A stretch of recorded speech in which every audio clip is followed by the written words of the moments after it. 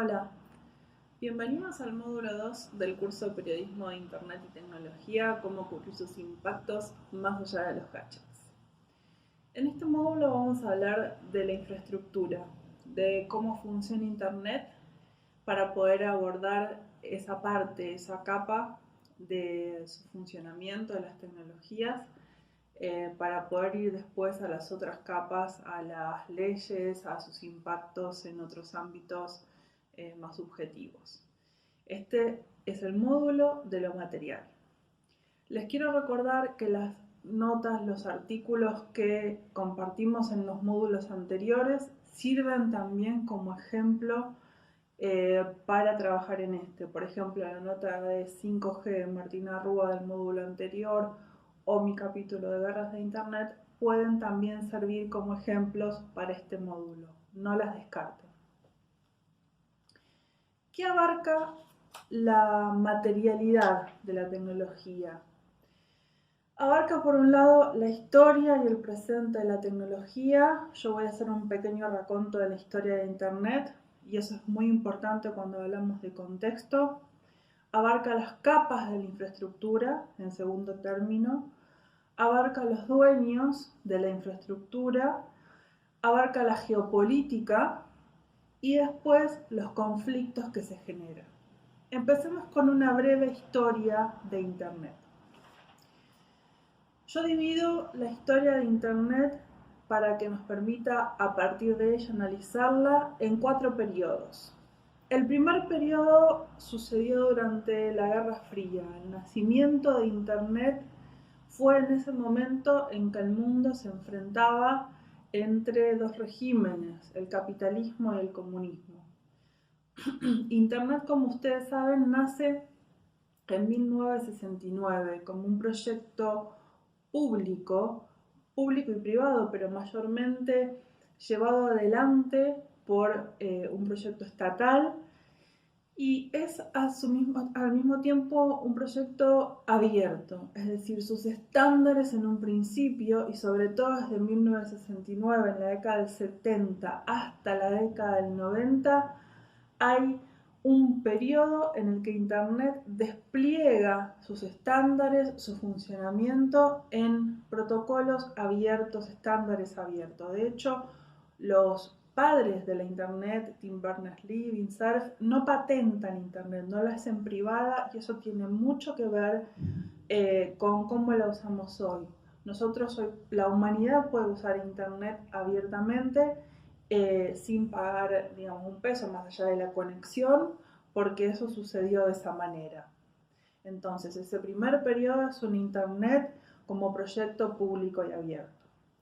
La segunda etapa sucede entre 1990 y yo tomo el año 2013, un momento en el cual, después de la caída del muro, hay una gran oleada de liberalismo en el mundo, sobre todo desde los 90, en el cual se produce, por un lado, el gran crecimiento masivo. Internet llega a las casas de las personas, a los hogares, a las empresas masivamente, y al mismo tiempo se fundan, se crean los organismos que van a regular la Internet en el mundo. Lo vamos a ver después.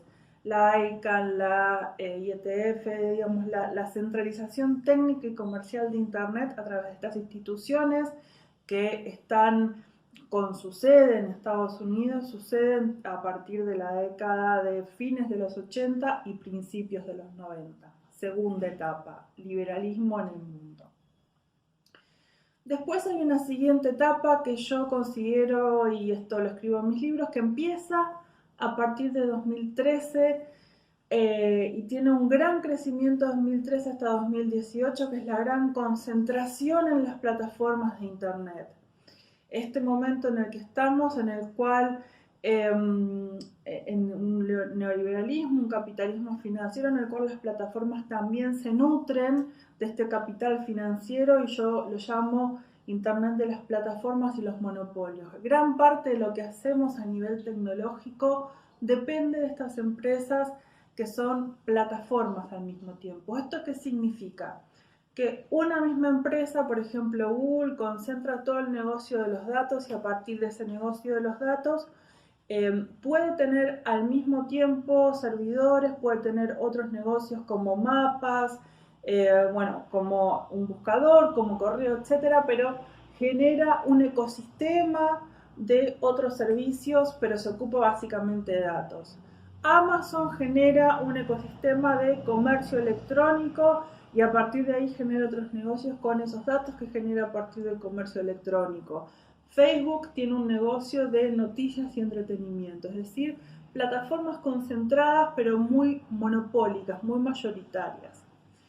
Y después la cuarta etapa que empezamos a ver una competencia entre Oriente y Occidente, una competencia entre Estados Unidos y China, también una competencia por infraestructuras, por el despliegue de 5G, pero todavía no sabemos cómo es, probablemente unas internet más fragmentadas, pero eso es el futuro y para ese futuro también necesitamos conocer esta historia y conocer cómo funciona la capa material de internet.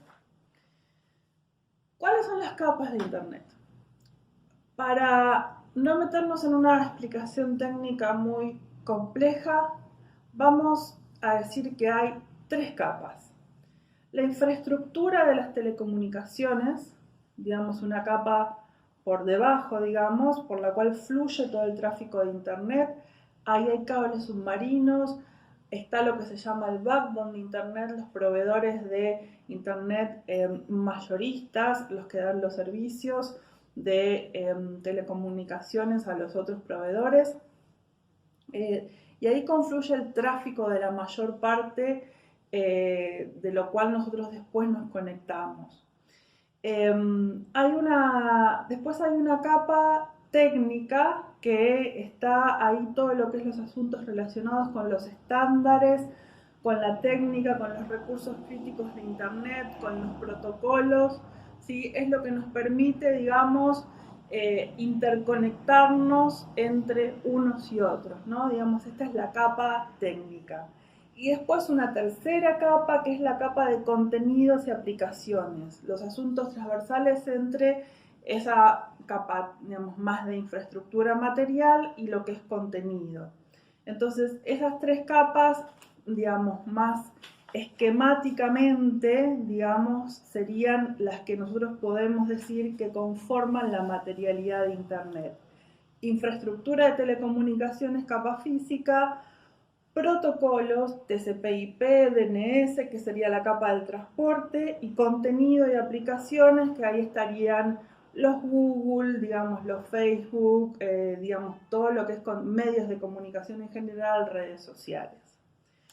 Hay algunos términos que son importantes que tengamos en cuenta. Van a haber un primer término, obviamente, que son los cables submarinos, que es el gran backbone, digamos, la gran digamos, red por donde ocurre la mayor parte del tráfico de internet del mundo. Si leyeron alguno de mis libros, es un gran mito que internet está en el cielo, que está en una nube, se suele graficar con una nube, pero en realidad está debajo de nosotros.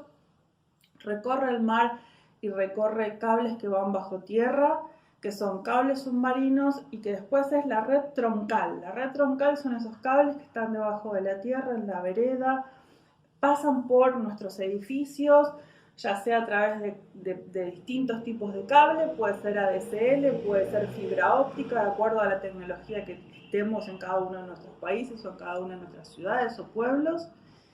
Esa red troncal después termina en lo que se llama última milla. La última milla es el proveedor local, ¿sí? El ISP, Internet Service Provider. El ISP es el que contratamos, el que le pagamos nosotros para tener internet hogareña, o el proveedor de internet también puede ser, no necesariamente es cable o es fibra óptica, puede ser un proveedor de internet inalámbrico, puede ser un proveedor de internet telefónico.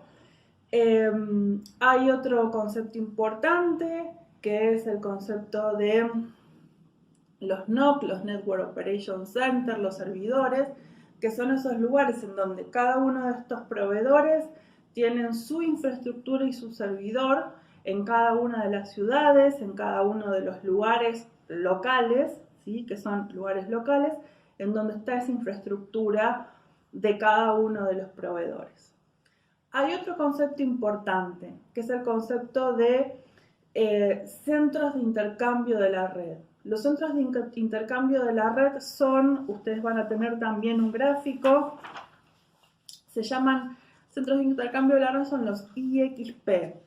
¿Cuál es la función de los IXPs?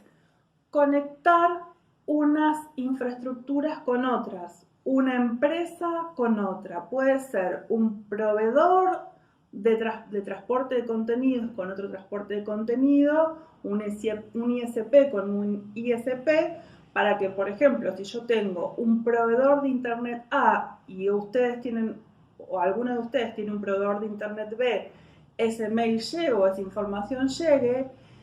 Y con el tiempo también las empresas de contenido, por ejemplo Netflix o Google, tienen sus propios centros de intercambio de la red, sus propios IXP, en conjunto o dentro de los mismos servidores de los proveedores de transporte de los ISP, para que las personas que contratan Internet con esa determinada empresa tengan un mejor servicio para ver sus propios contenidos. Por ejemplo, si yo tengo aquí el proveedor Telefónica, Netflix tiene dentro del centro de operaciones de Telefónica sus propios servidores o algún IXP para hacer más rápidos esos contenidos. Eso lo van a ver en el gráfico de centros de intercambio de la red.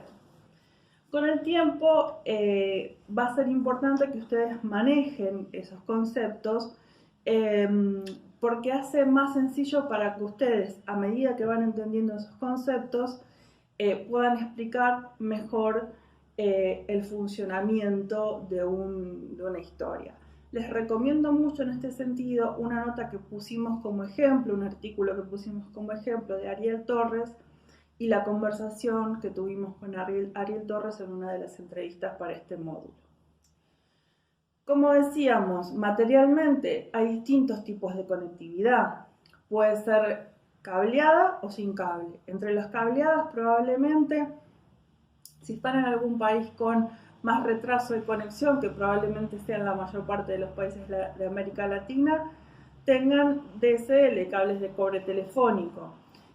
También podemos tener por cable, servicios de banda ancha por cable, y si están un poco más avanzados, por ejemplo, si están tomando este curso en Uruguay, tal vez tengan ya fibra óptica, o en algunas ciudades de Argentina también tengan fibra óptica, o en España es muy probable que tengan fibra óptica, con una velocidad mucho mejor, con un servicio mucho mejor, con una latencia menor.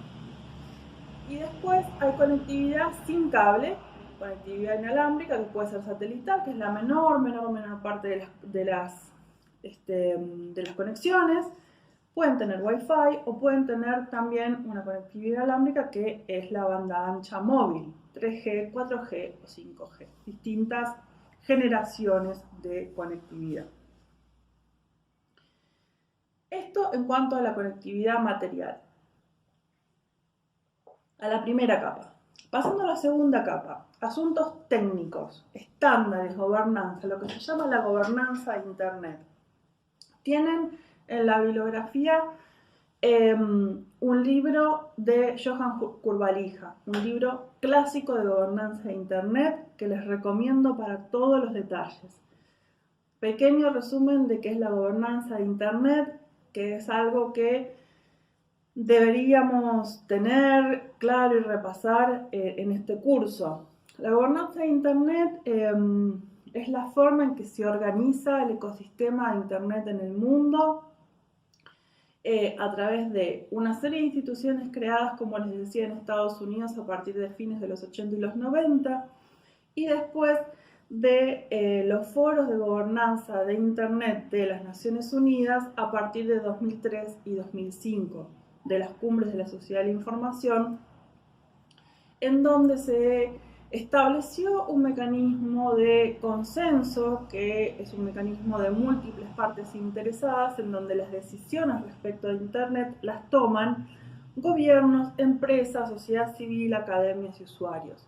Si tienen oportunidad de participar en algún foro de gobernanza de Internet de sus países o que suceda en sus países, pueden participar en alguno para ver cómo es el mecanismo. Es un mecanismo de de concertación, de discusión abierto, democrático, en donde pueden ver cómo se toman este tipo de decisiones.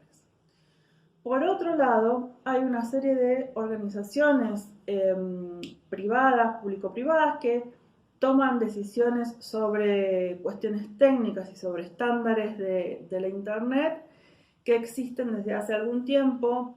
Ellas son la ICANN, que es la Corporación de Internet para la Asignación de Nombres y Números, que existe desde 1998 en Estados Unidos. Esta organización se encarga de la distribución de las direcciones IP, de la asignación de los nombres de dominio, junto con los registros regionales y con los registros locales, nacionales en cada uno de los países, y junto con la Autoridad Nacional, con la Autoridad para la Asignación de Números de Internet, que es la IANA. Y también administra los servidores raíz en el mundo. Después tenemos una segunda organización que se llama Grupo de Trabajo de Ingeniería de Internet, que es la IETF, que se creó en 1986, que lo que hace es regular las propuestas de los estándares para el avance de Internet. Son los conocidos como RFC, que son estándares técnicos en los cuales va avanzando Internet y se van tomando decisiones. Y después tenemos la Internet Society, que se creó en 1992, que está mayormente abocada a hacer avanzar el acceso a Internet, a que más personas accedan a Internet, a contribuir, por ejemplo, en el armado de redes comunitarias, también en el avance de los puntos de intercambio de la red, los IXPs que hablábamos, y es muy importante en esto. La fundaron Vincerf y Bob Kahn, padres fundadores de Internet. Y después otra organización a la que deben también tener en el radar si se dedican a estos temas es la ITU, la Unión Internacional de Telecomunicaciones, que es muy vieja, es una organización de 1865 que no empezó con Internet, empezó con los precedentes de las telecomunicaciones, con el telégrafo, con el teléfono, digamos, con los otros medios de comunicación. Internet es un medio de comunicación, que es el organismo especializado en Naciones Unidas para las tecnologías de la información y las telecomunicaciones. Digo que les presten atención a estos organismos porque tienen que ver con las cuestiones materiales y los estándares de la red. Pasando entonces de esta segunda capa a la tercera capa, está el mercado de los contenidos, ¿sí? De las telecomunicaciones y los contenidos. ¿Quiénes son los dueños de la red? Y de esto hablamos mucho y es importante tenerlos presentes. Están los proveedores de la infraestructura, que pueden ser desde los proveedores de cable, pero nunca dejen de mirar también los otros proveedores de, por ejemplo, hosting o de otras partes de la estructura de la red. CenturyLink es el gran proveedor, es el proveedor mayoritario de cables de Internet y de las capas de materiales de Internet, pero también en cada uno de esos países hay otros. Hay grandes proveedores, Telefónica, Vodafone, que venían de otras etapas telefónicas, de telecomunicaciones, telcos, digamos, más tradicionales, pero también más recientemente empresas como Google, Facebook o la China Huawei están invirtiendo también en ser proveedores de infraestructura o de su propia infraestructura.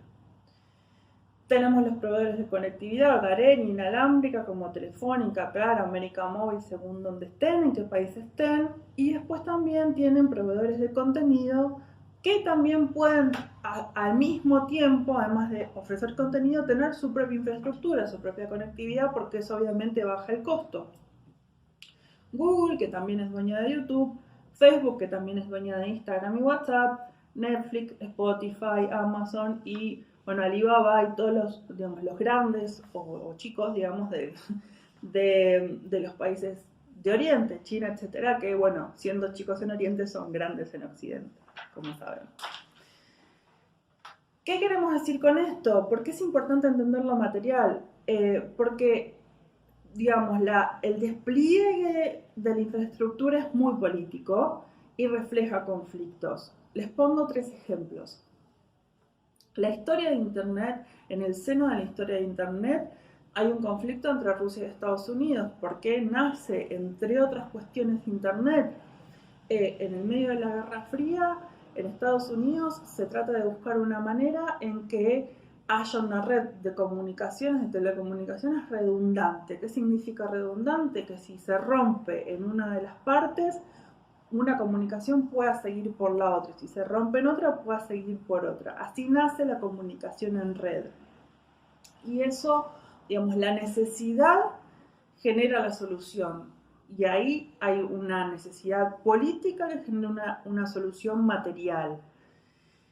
Luego, el crecimiento exponencial de Internet durante el liberalismo, la caída del muro, tiene que ver con una necesidad de interconexión del mundo para comerciar. Es un momento de gran comercio. Y hoy el despliegue actual del 5G que enfrenta a Estados Unidos y a China, por ejemplo, es también un conflicto material, pero también es un conflicto geopolítico, es decir, ¿quién controla esas comunicaciones? ¿Quién se hace fuerte en las comunicaciones?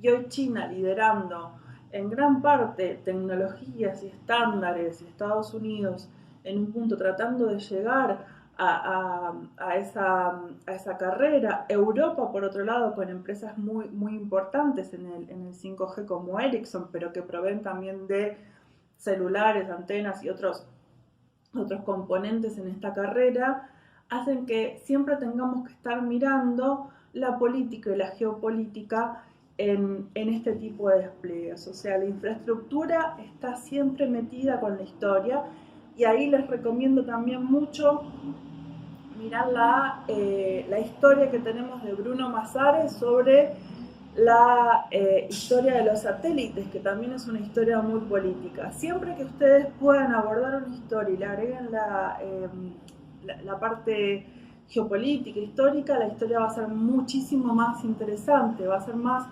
también entretenida para sus lectores para leerla.